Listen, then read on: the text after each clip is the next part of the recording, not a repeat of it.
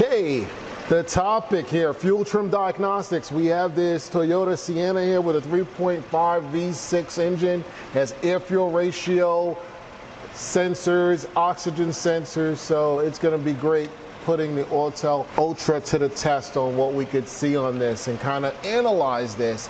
And we're taking an approach, let's look at known goods, let's look at how it's supposed to be.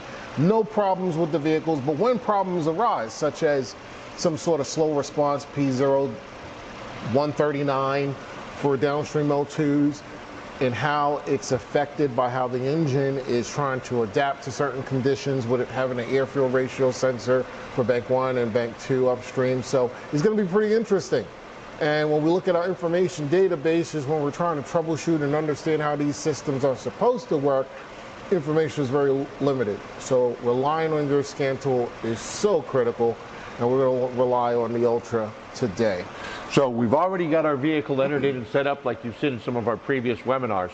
Now that we're into the vehicle, we've gone through and Phil has selected, by touching our check boxes, Philip selected all of the different data stream items that we need. You can see they're scattered throughout.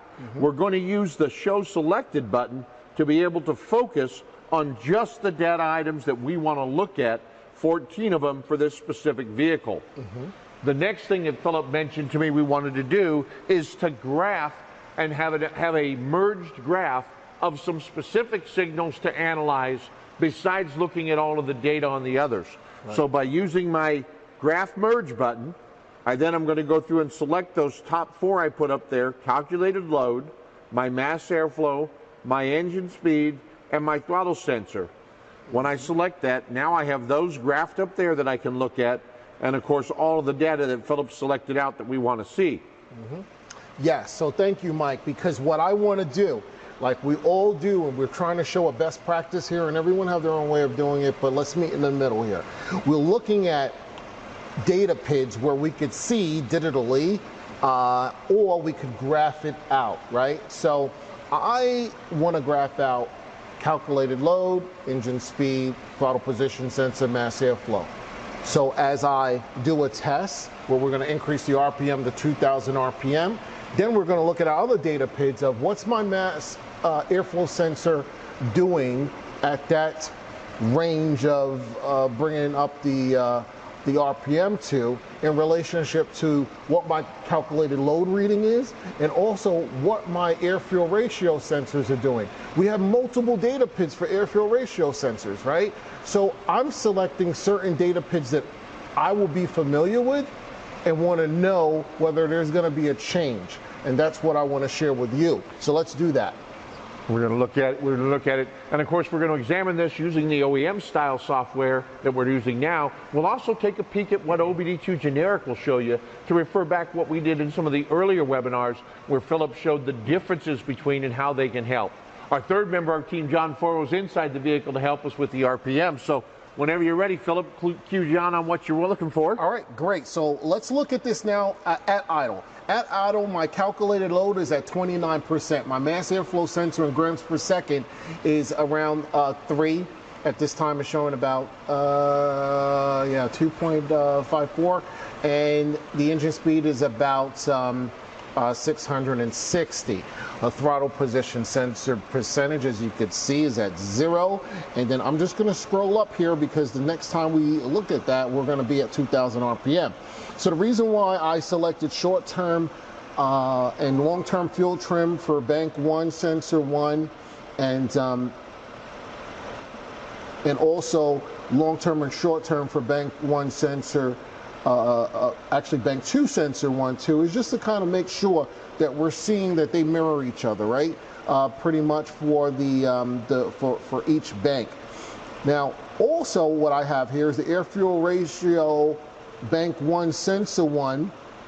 You notice here that it has a number 0.995 and it fluctuates up to 1. That's actually your lambda reading, okay? So when we go to global OBD2, it's not going to have the same type of data PID term. And it's going to be interesting to see what it's calling it. But just remember that. That's our lambda. So I want to see that, right? Because lambda is very important for us to know in relationship of looking at your air-fuel ratio sensor voltages. So at idle right now, you could take this as gospel here, because at idle, our air-fuel ratio sensor, bank 1, sensor 1, is at 3.3 volts. Engine's running well. You look at our long-term or short-term fuel trim, it's give or take under 5, right? Now, when I look at my air-fuel ratio sensor, bank 2, sensor 2, I want that to mirror. This is a V6 engine. Look where it's at, 3.3 volts. Now, that's the first key takeaway. Right now, if you go into any information database and try to look at specifications of what your air-fuel ratio sensor voltage should be at idle, you wouldn't find it. What you would find is ohming out the air-fuel ratio sensors at a certain temperature. So it's pretty limited what you could find. So this is taking the path of looking at the vehicle, known good. It tells me at idle, I want to see an air-fuel ratio sensor voltage of 3.3 volts between the two banks. If I don't see that at idle and it's anything else, then I'm concerned, okay? Now what we're gonna do is a stress test as well of validating how we could use those air-fuel ratio sensor voltages in comparison to the lambda reading of when we increase the RPM, okay? So let's do that. Let's increase the RPM to 2,000. Now we're seeing, obviously, we want to take a look at our calculated load on our mass airflow sensor. Throttle position sensor is all consistent, but look at this. My air-fuel ratio sensor voltage, my lambda reading, come back down to idle, and let's go back up to about 2,500 RPM.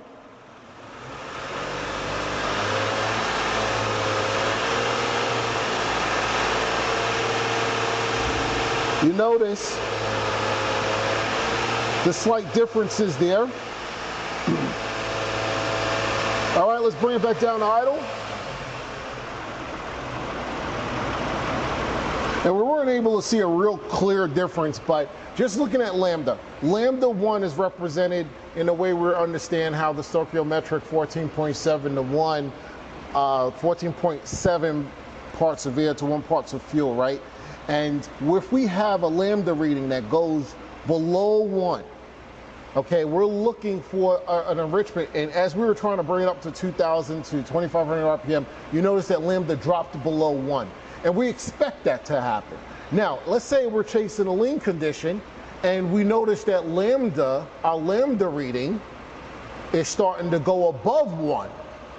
That means, hey, our stoichiometric 14.7 parts of air to 1 part of fuel is actually leaner. So now our engine management system is going to respond to that. And guess what? Our air-fuel ratio sensors, especially the downstream, will respond to well as it's trying to compensate for that. So here's the point that I'm trying to make. When I'm looking at my oxygen sensor bank 1 and bank 2, and I'm looking at that, sometimes if we get a lean type condition on this vehicle, let's say a skewed mass airflow sensor, right? And the computer is trying to compensate for that artificial condition because it's throwing off everything else, our mass airflow sensor with calculated load and everything like that. There's times where we would get a P139, which is our downstream oxygen sensor showing a slow response. So if we get that, we don't immediately want to jump and say, hey, listen, I may have a bad downstream oxygen sensor. We may have a skewed mass airflow sensor that could be throwing all our other calculations as the computer is trying to compensate for that condition. So really looking at our lambda reading and doing some stress tests, bring the engine up to 2,500, 3,000 RPM, wherever we could get that change. And as you notice, the computer adapted very quickly, so we weren't able to capture that for a long time, but the point remains. When you're looking at fuel trims, understand from your manufacturer specific what data PIDs that you can look at and know and understand, so that when there is a problem, you can analyze it further. Okay, so let's back out of this and go into OBD2 generic. Right, so we saw we had quite a few different PIDs to deal with in the OE. Can be a little complicated, as Philip had mentioned earlier in some of our webinars. Well, you're looking at all of the various things the OE unless you understand their strategy. But if we come out of here, and now we're going to navigate to OBD2 generic.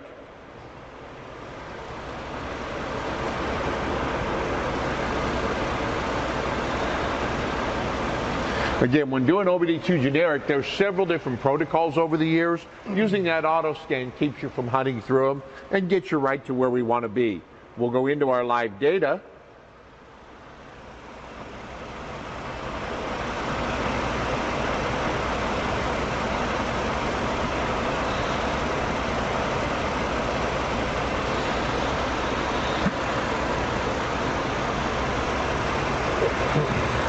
And here we go, looking at OBD2 generic data. Now, once again, Phil can select the items that are valid for us. So I'm going to scroll through this here, and we're obviously want to pick up our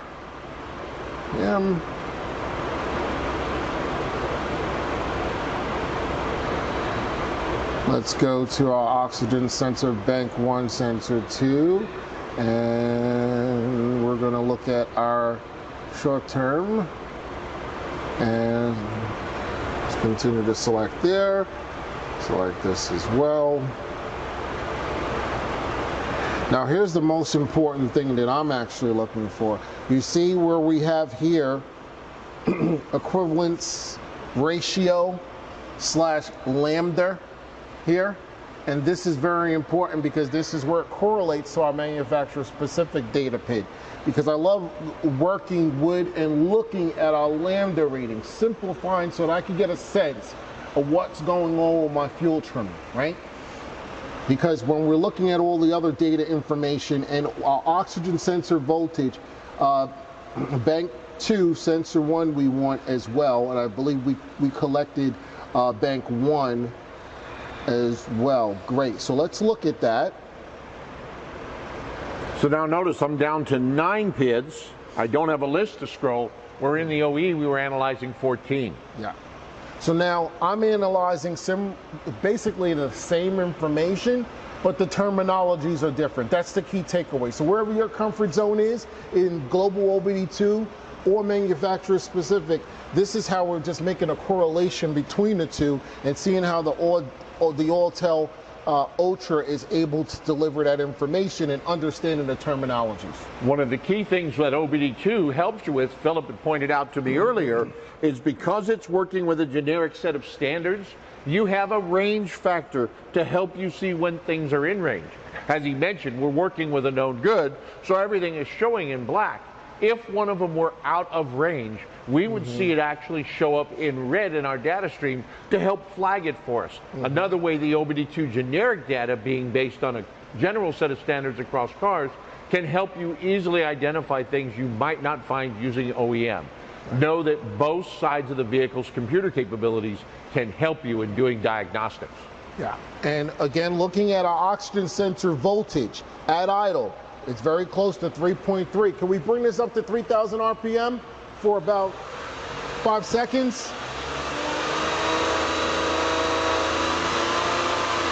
See how it dropped? Okay, that's good. Shut it down. Good. You see how it dropped down to about 3.1?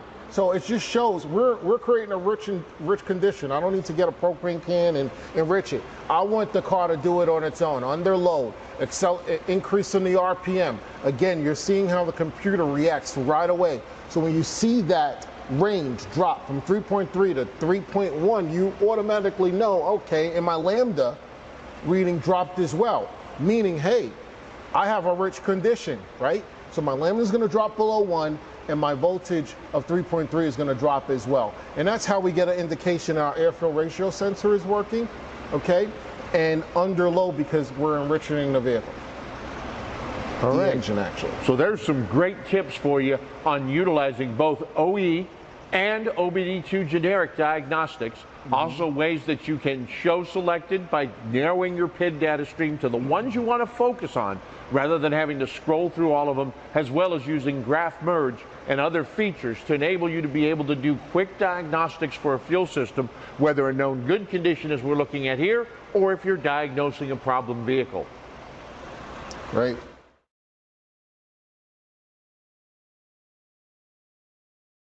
This subject vehicle that we're doing today has an intermittent P0420 code, catalyst efficiency. It's your difference between your two oxygen sensors, determining if the catalytic converter is working properly.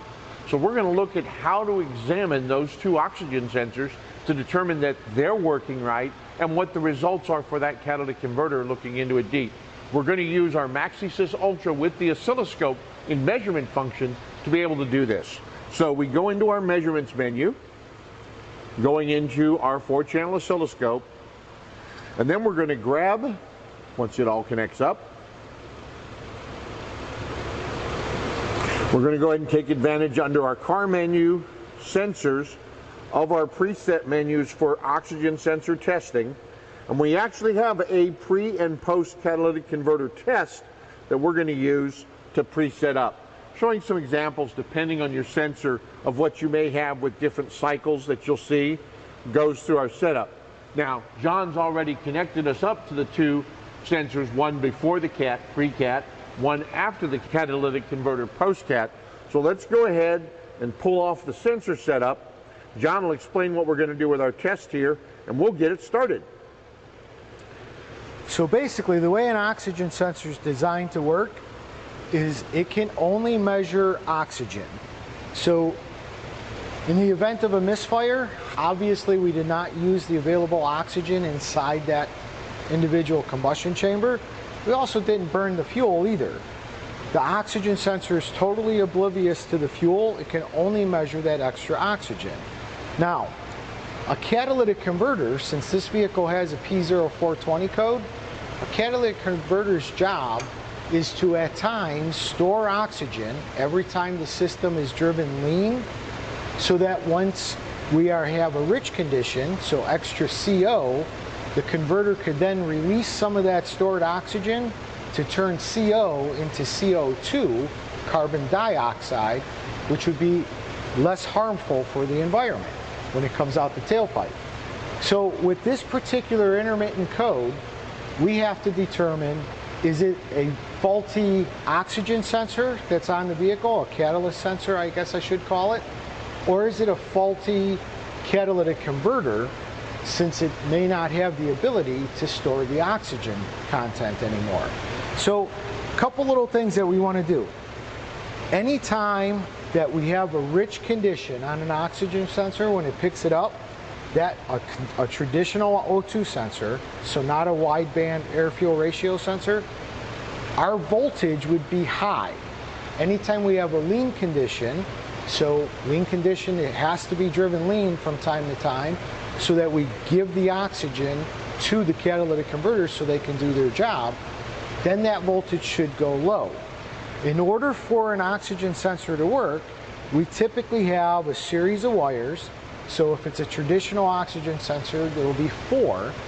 2 of the wires are going to be a heater element, because until this oxygen sensor reaches 600 degrees Fahrenheit, it won't be able to start switching. So that's what we called open or closed loop. We see that in our data stream on every car we ever test. Now the other 2 wires, one wire would be a ground, and the 4th wire is the actual signal wire that goes back to the PCM to update it as to what's happening with the exhaust content. Now, that signal wire has what's called a threshold. Now, that threshold is usually anywhere between about 150 millivolts to a half a volt, or 500 millivolts. What that means is there is that kind of voltage being sent from the PCM along that wire where the oxygen sensor plugs in to the harness that goes up to the PCM. This is known as cross counts. We see them on our data stream as well. Anytime this oxygen sensor pulls that signal wire the signal voltage lower or lets it go higher, that's known as a cross count. Now on any OBD2 vehicle, in order for us to set a trouble code to be known as a fault, something to do with the catalyst sensor, is it will compare the pre-cat and post-cat O2 sensors. Now remember, the pre-cat is seeing exactly what's happening as it's coming out of the combustion chamber. Is it rich? Is it lean? That should be switching relatively quickly. The post-cat, however, that one is after the catalytic converter, whose job it is to store some of that oxygen. So that should not be switching anywhere near as quickly as the pre-cat. In fact, the SAE rules and laws that govern OBD2, in order for us to set a trouble code about a catalyst efficiency problem, is it would have to be switching less or more often than 100 milliseconds. So we want it to be switching less than 100 milliseconds to keep that pesky check engine light off, indicating we might have a catalytic converter problem. Now the problem with catalytic converters is it a bad sensor? Is it a bad catalytic converter? Or is there possibly an exhaust leak on the vehicle? If an exhaust leak is on the vehicle and it's in close proximity to the catalyst O2 sensor, we are sensing that oxygen that we're breathing around the car right now, and it's taking that signal and it's skewing it so it doesn't make sense. So then the car's computer says, I have a fault. So you might be asking yourself, how would I know everything you just said? Well, you don't have to commit it to memory.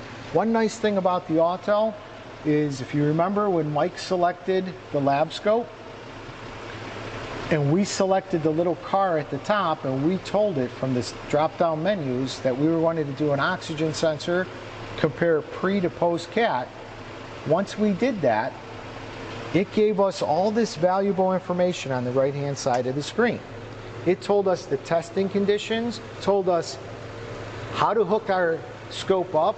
It also told us everything about how an oxygen sensor works and what we should expect test-wise.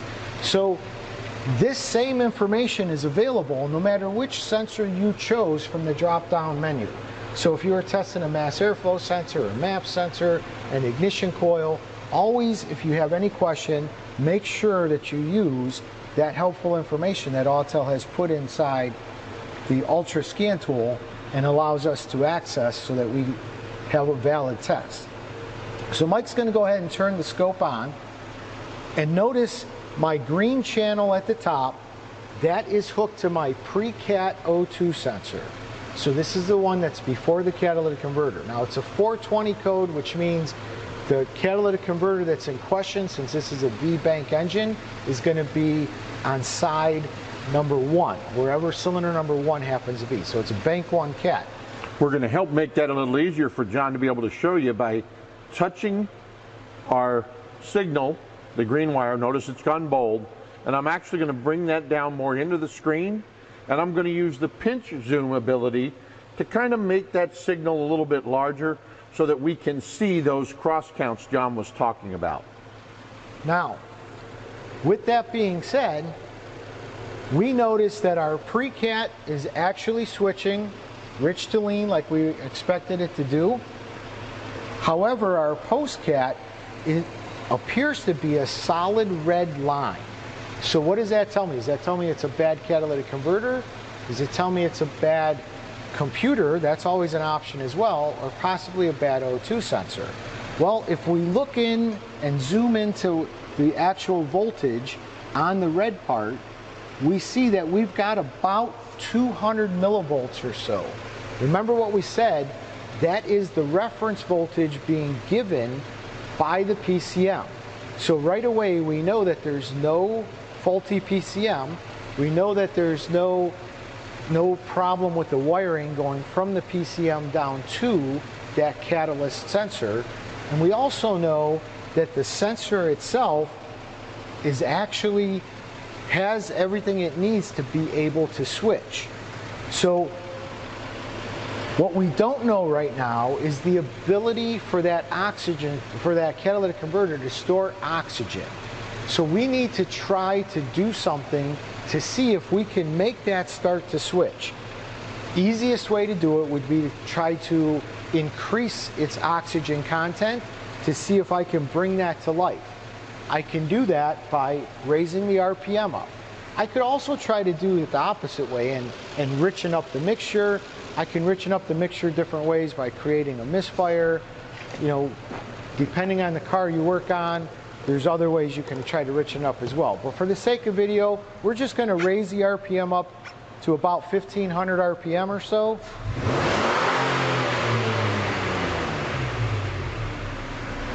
Notice that my red line is still a totally flat line.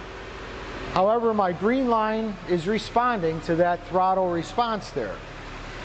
Now, if we let it go back down to idle, let's talk about what these test results mean. These test results mean that this catalytic converter has no ability, on this particular vehicle, has no ability left in it to store the amount of oxygen it needs so that it can start cleaning up those gases. So it's pretty much a straight flat line. However, this particular car also has an exhaust leak in close proximity to that catalytic converter. You can see that coming up on your screen now at one of the exhaust connections. So before we throw a catalytic converter on this car, we would want to repair that exhaust leak and perform this test again. And if our test results are still the same, then we would need the P0420 trouble code is going to be indicating that we need that bank 1 catalytic converter. I hope this tip helps you.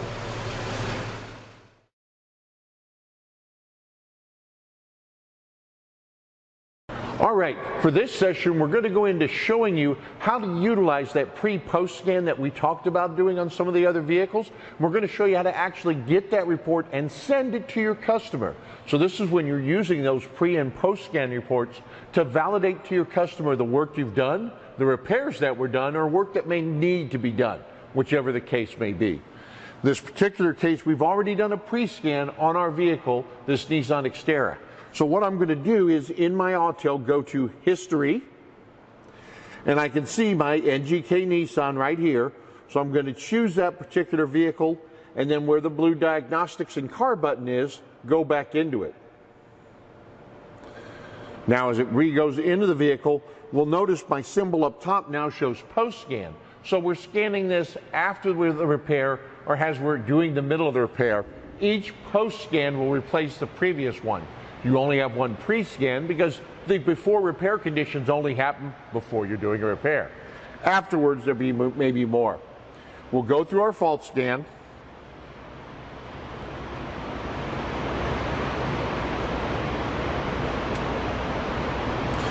Still some codes there. We're going to just do some pretend work here for the moment to show you how this works. And then once we finish the scan here, no photographs will attach. I'm going to go ahead and do a quick erase. Now, the BCM codes are going to clear out because they were tire pressure monitor codes. Until the vehicle's driven, they won't reset. And even my four-wheel drive code is cleared out. So let's say we've now done these repairs, and we're going to want to show this information to a customer. I can do it a couple of ways. I can naturally go into my report that I see here, and I have a button at the bottom that says Report to Cloud. When I click on that button, it now allows me to add some additional information. One thing it's going to require besides the license plate is for me to input the miles of this particular vehicle. So we'll put some miles in there. Additional things I can add is a customer name and phone number if I need to, and I can rename that file if I want to use it for myself. I'm going to save that file. The report has now successfully been saved. I'm looking at the report, and up here we have the little dots that are my share option. When I touch that, that QR code, if I scan it, would allow me to access that report myself if I wanted to print or look at it. But notice we have options to send using email or SMS. This will send a link to your customer's phone or email that they can click on to view that identical report. So if I choose send SMS and I simply put in a phone number,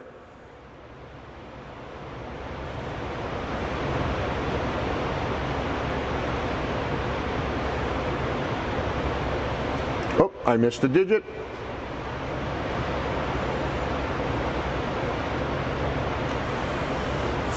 The SMS file has been sent. So we've sent a file that way. Other options for doing this, if I didn't do it at the time I was there, so I have the option to get that report that I had earlier. There it is. I'm adding in the miles.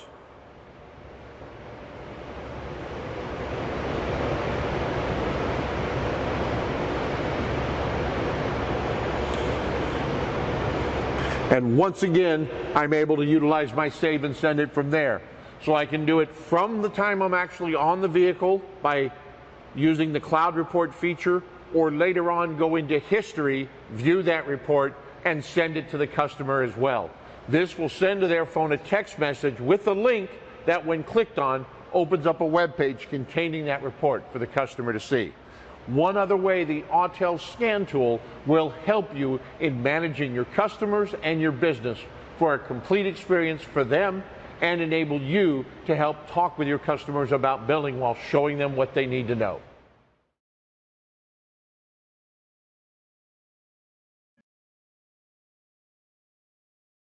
Well, that's got our on the car portion of our session done tonight. We're going to grab a couple of the questions that we've got out there. So Philip and John, if you want to chime in as well here, now that we've got those few questions in, and there's just a couple left that we got to answer. Some good questions tonight on some of the topics, though. Sure.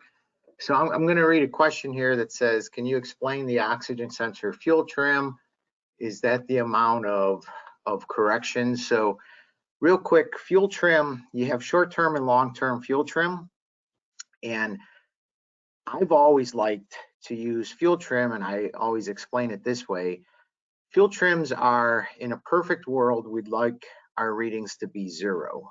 That means the computer's not trying to add or subtract any type of fuel to the mixture as a result of whatever the O2 sensors or lean air fuel ratio sensors are indicating a problem in the exhaust. If we're going positive numbers on either short or long-term fuel trim, that means the computer's trying to add fuel for a lean exhaust condition. If we're going negative, that means the exact opposite. We're trying to subtract fuel based off of a richer exhaust condition. Now, short-term and long-term fuel trim, short-term are immediate corrections, and they go hand in hand.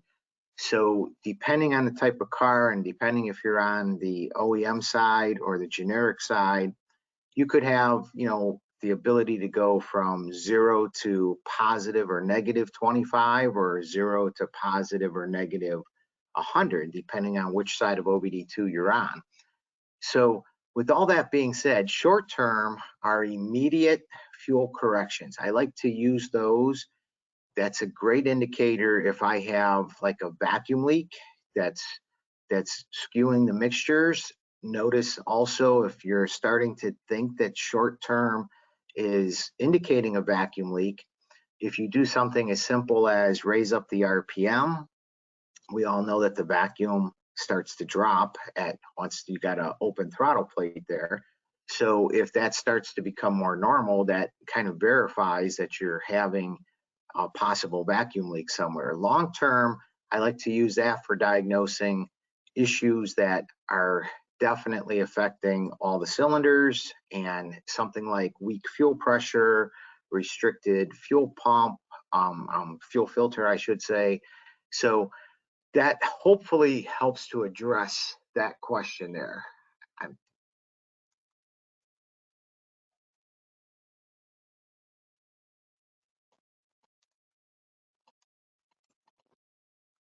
So I'm scrolling through the list of questions now. I see one question there too, is what is lambda? Without getting too sophisticated with the answer in terms of being in a troubleshooting mindset. When you see lambda, especially in applications that have air fuel ratio sensors, you're going to start seeing those data pids of lambda. And when you see lambda, it's in terms of one, in which when you look at the stoichiometric of 14.7 parts of air to 1 part of fuel, as it just see that as the equivalent to lambda 1. So in your scan tool data pid, you would see lambda in terms of 1. So if it goes above or below stoichiometric, then that's when your lambda 1 reading would change as well. So when you look at lambda in terms of the data pid, look at it through the lenses of that's equivalent to your stoichiometric, 14.7 parts of air to 1 part of fuel, and how it deviates. So if it goes leaner, then you expect, so if you go leaner than stoichiometric, then let's say it's 20 to 1, then it's leaner, right? So your lambda reading would rise. If it goes below stoichiometric, like 10 to 1, then you should expect your lambda reading to drop well below 1. So I hope that answers that question. I saw another question that asked about, is the scope being used through the OBD2 connector? So our 4-channel scope, in this webinar, we actually have it hooked to the oxygen sensors on the vehicle. So anytime you're using an actual lab scope, you're going to be hooking directly up to the circuit itself. Now our VCMI, which is part of the scope, technically when that's plugged into the OBD2 connector, we can graph data stream, which kind of gives you a picture. It's not as real responding as a scope is by hooking directly up to the signal. Also, we have the ability to do the data bus communications test through the VCMI.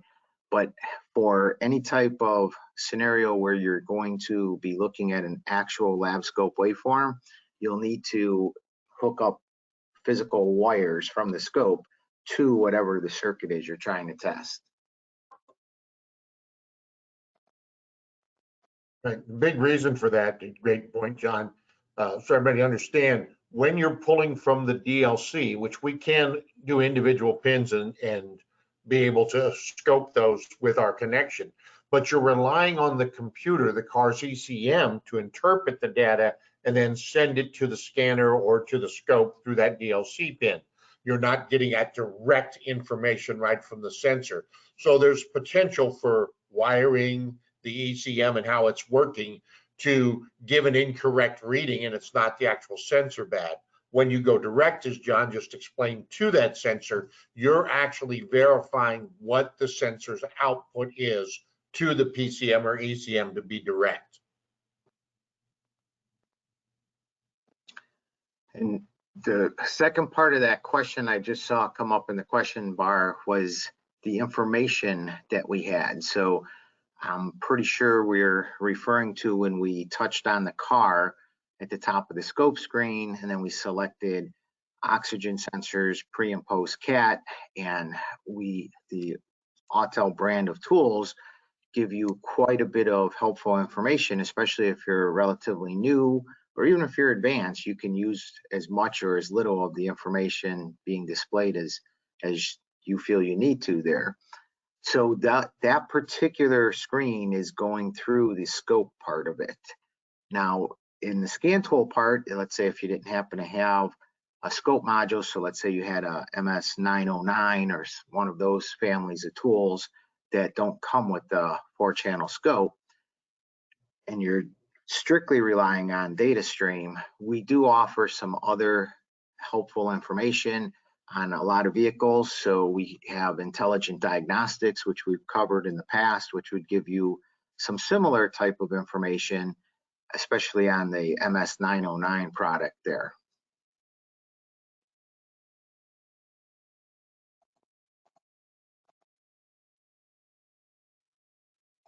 So I'm just trying to read questions. So if Phil or somebody read something while I'm trying to read them.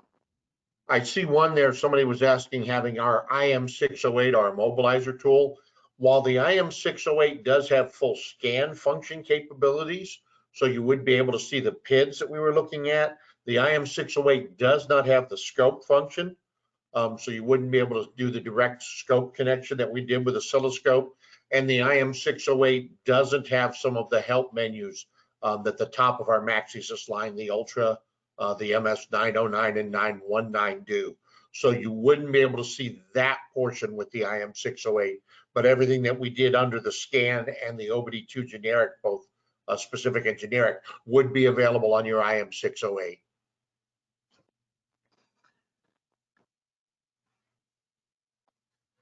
So I see another question, and I'm going to let Mike answer it, but I'm going to pull it out here. It says, I'm having problems with the terminology. I don't understand the abbreviations or acronyms. So what I think the question is referring to, Mike, is if he sees TPS on our data stream, is there some way that he could find out on our scan tool? Because I honestly don't know the answer to this question. That stands for throttle position sensor. So is there a way to do that? There is, John. On the tool, when you're looking at your data stream and live data, you'll see there's a little caret or triangle for a drop down. That's where you can do your different graphing that we did at different points. At the very end of the menu bar where it shows a line graph, bar graph, other options, there's a little eye in a circle. And if you touch on that, it will take the abbreviations of what many of the PIDs are and actually put it out into language or terminology so that you can find out TPS, this throttle position sensor, what some of the other abbreviations are. So great question.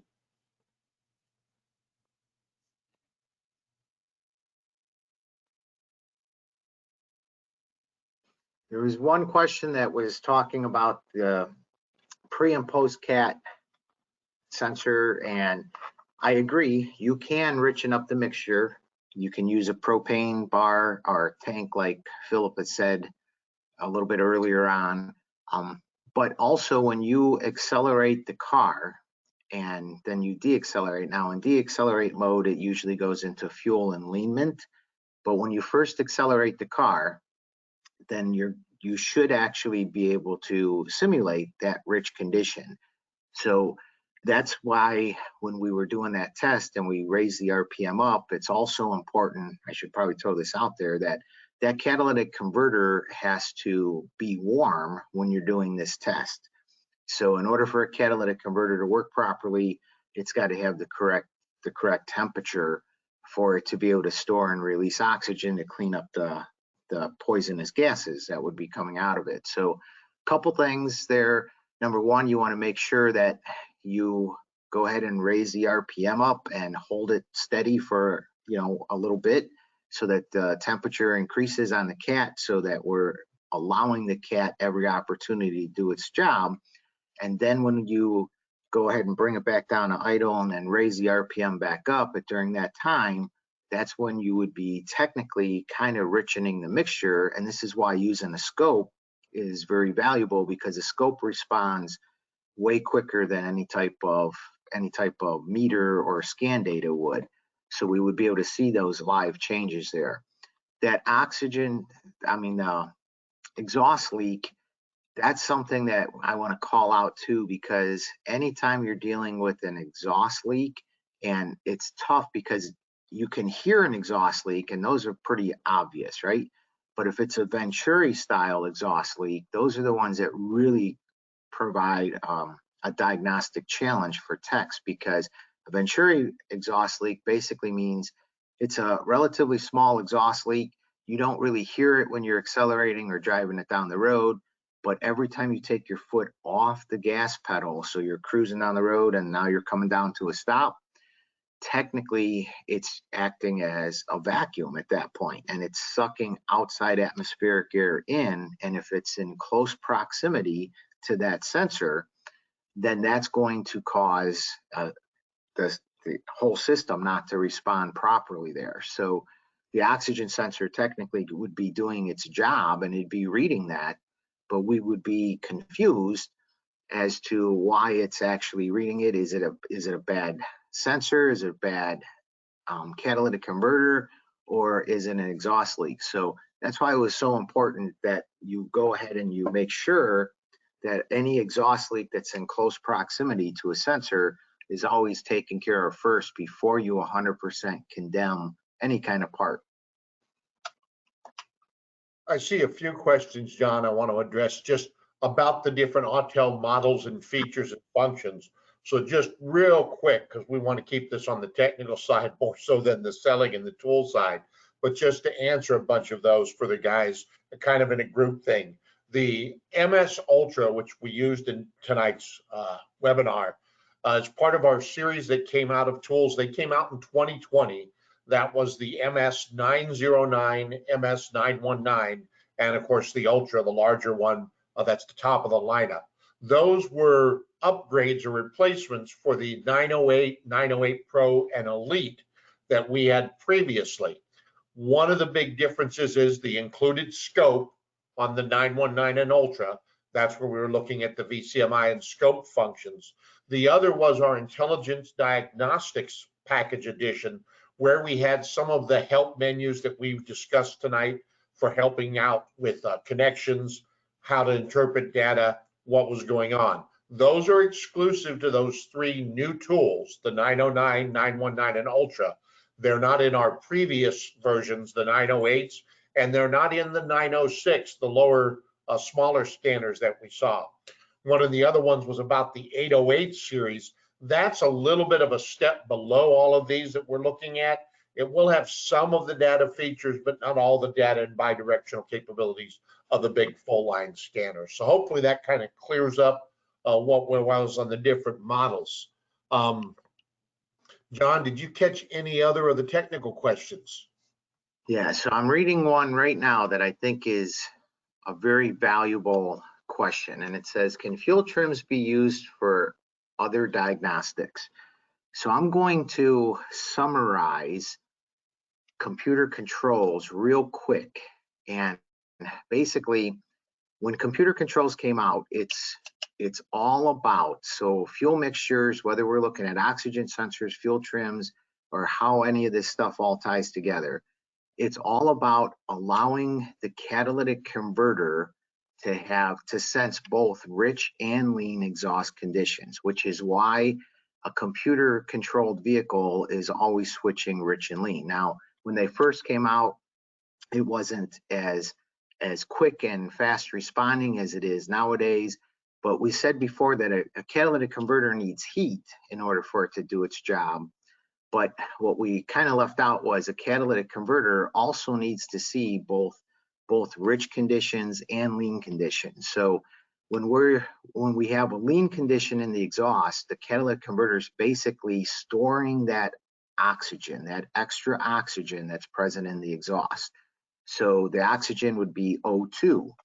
And when we're talking old-fashioned 5-gas analysis, we know that hydrocarbons isn't good for the atmosphere. We also know that carbon monoxide is not good for the atmosphere.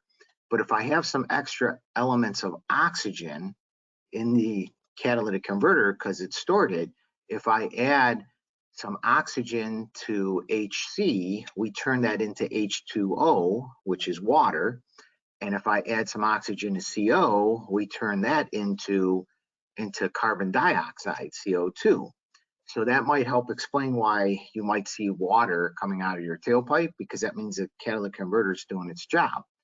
The ringer in this whole scenario is when we get into NOx, oxides of nitrogen. So we need to have times that we have a richer condition present to help control NOx as well. So getting back to the original question, can fuel trims be used for other diagnostics? All of this stuff is relative to one another. So fuel trims can be used to help diagnose misfires. It can be used to help diagnose mixture problems, as well as, every single data stream PID has some type of valuable diagnostic information. And the more experience you get with diagnosing this stuff, the more experience you become with being able to interpret that data and know which data is your go-to PIDs, as I always like to call them. So depending on the condition that I'm confronted with, whether it be a diagnostic trouble code or maybe a rough vital or whatever the vehicle's in there for, you know, just from experience, I have a list of PIDs that I'd be wanting to look at. And as Philip has said time and time again, you know, the manufacturer side can be a little confusing because let's face it, we're not all experts on every single OEM side of the vehicle, but that's where generic or global OBD2 really levels the playing field for you, because it doesn't matter what the nameplate is on the side of the fender, that it's basic data stream PIDs, and if you can understand those, you can take that information and that knowledge that you have and apply it to whether you're working on an OEM domestic product like a Ford or Chevy, or whether you're working on a Mercedes or Volkswagen, or it doesn't matter. So hopefully that helps to address that a little bit. And of course, I see another question on Philip's favorite topic, talking about the difference between lambda and equivalency ratio. Philip mentioned this somewhat when we were doing the work on the cars there. That equivalent ratio, that 14.7 to 1 stoichiometric, is a number that a lot of us old school going through the classes are used to, but it can be tough to remember and to look at those percentages. Lambda breaks it down much simpler. It's real common in the European vehicles. We don't see it as often in some of the OEs on domestics and Asians. A lambda reading of 1 is that 14.7, that perfect mixture. So if we're close to 1 within a few tenths, we know we're on track. When it gets far above and below 1, that's when we know we're going into rich or lean, which would be a higher or lower of that 14.7 to 1. So they're actually the same reading, just viewed in a different way to make it potentially simpler or easier, depending on what you're used to looking at.